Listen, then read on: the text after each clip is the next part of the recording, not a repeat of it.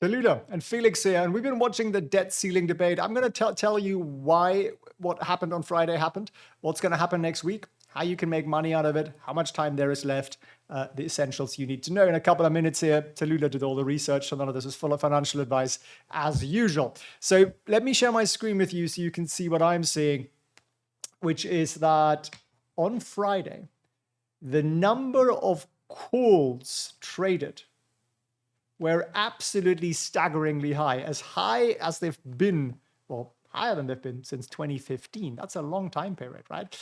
Especially for you millennials. And I think I'm technically a millennial. That's a conversation for another day, isn't it? So what does that mean? Well, I think the market bought the McCarthy lie that we almost got an agreement. We're almost there. And the problem is that the people who run Wall Street and fund managers are on average 21 years old and don't really remember anything and don't seem to believe that politicians lie. They do. It's kind of part of the profession, really. It's like the ethics code. Lie when you can and get away with it. And then, of course, he changed his tune and said, well, looks like we haven't got an agreement, and the market not liking it very much at all. So what's going to happen here? Well, okay, first of all, you need to know how much time we've got left. So how much time have you got left? Well, $68 billion worth of time. How long does it take the US government to spend $68 billion? Well, they spent a couple of days before $52 billion in one day, which is a fairly staggering feat. What did they do? Did they build a hospital, save humanity, or cure cancer? No, they spent it on interest. Old debt, servicing old debt. So it's like a whopping credit card bill, basically, gets you into a deeper and deeper hole. At the same time, Chair Powell came out and said, Fed Chair Powell, that is, and said, well, we probably don't need any more interest rate hikes because I've probably done enough. I've probably already destroyed the economy after pumping it up with all that dollars. And rate hike odds went from about 30-something% to just 19%. So very, very, very low chance of another rate hike, according to Chair Powell. Why is that, Bill? Because he broke the banking system, and therefore that's helpful. It slows down the economy. It's anti-inflationary. If you want to reduce inflation, break a bank. Now, this is my takeaway. There will be no debt ceiling deal until after the market freaks out. Repeat after me. There'll be no debt ceiling deal until after the market freaks out. Why? It's always what happens. Those Muppets in Washington need a little bit of encouragement. They need an incentive. Essentially, they need to get their paymaster, their boss, Wall Street. Yep, they donate $3 billion a year to politicians to call and say, are you freaking kidding me? And that's when we get a deal. How can you make money out of that? Well, we talked about this last week in the community. You can, of course, join felixfriends.org/Patreon. It's literally 50 cents a day. It's like, I was going to say a cup of coffee, but I'm in Monaco. A cup of coffee is about $10 around here. So not a lot of coffee you get around for here. But yeah, it's definitely a better investment than a cup of coffee in Monaco. So if you were, say, this is Bank of America, put this out last week. I shared it with you. But it's still more or less true. So say, how do you hedge? Well, the typical thing would be to buy a put option on, say, the SPX, which is the S&P 500 index. Now, if you did that and the market dropped like it did in 2011, when the government kind of dragged their heels on this and the market fell how much? Minus 18% the market did in 2011. I don't think we'll do that because the people in Washington remember 2011.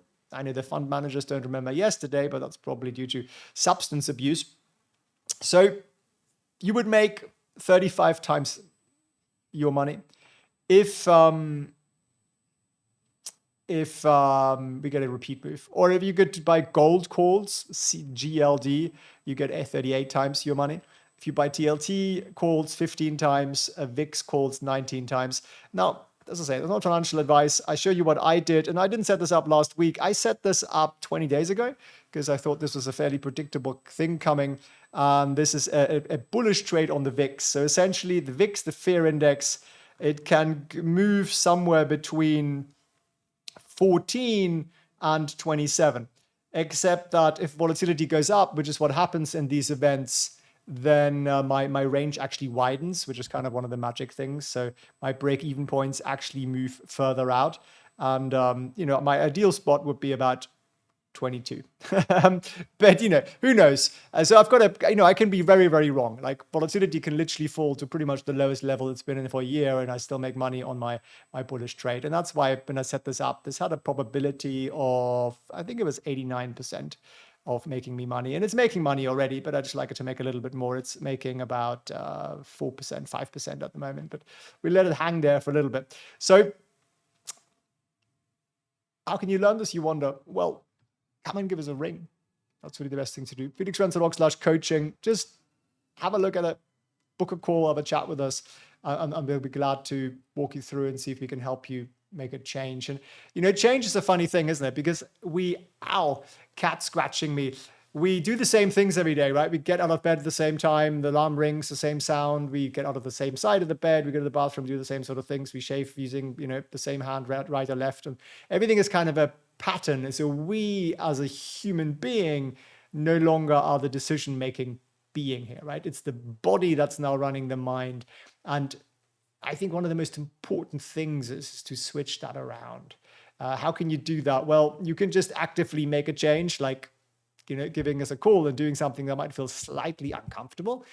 Or you could also start making changes, like start shaving with the other hand, start putting the other foot in your trousers first, carry your cat on the other shoulder, that kind of thing. And that'll make you feel a little bit weird, but it'll kind of get you into that pattern of change. And that's what you want. You want change. Successful people keep changing. Successful people learn and listen and have cat bottoms in their face, apparently. So do I think this is the end of the world? Do I think the market's going to catastrophically collapse? I don't. I think we might see, if they don't agree to this in the next couple of days, we might see a significant move down. But I don't think this is the thing that breaks the camel's back sort of type thing. I don't really see that. I'm getting a little bit more optimistic actually on the market. And we talked about that today on a coaching call as to why. I'll post all of these charts and all the research and stuff, of course, into the community. So come and check it out. Feel free to ask me questions over there as well. Link is up here, felixrenzel.com/Patreon. And remember, you can win stuff. We still got these to give away, 2 more of these. I do really want to send them out. So would you please comment and share this video so I can send them to 2 of you. And thank you very much for watching. Hope to see you on the next one.